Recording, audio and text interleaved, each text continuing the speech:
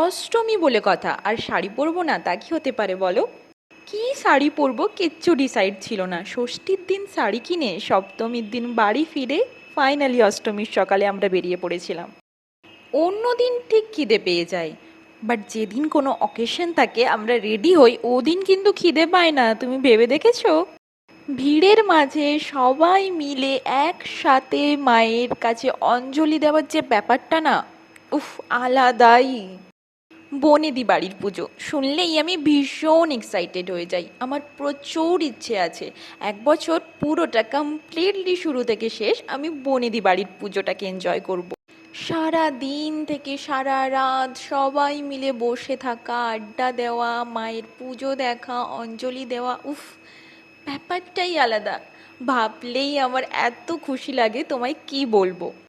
না না, আমি এক্সপিরিয়েন্স করিনি, এটা জাস্ট আমার ইমাজিনেশন, হয়তো বনেদি বাড়ির পুজোতে এরমই মজা হয়। Bye bye, take care, thank you so much for watching, God bless you.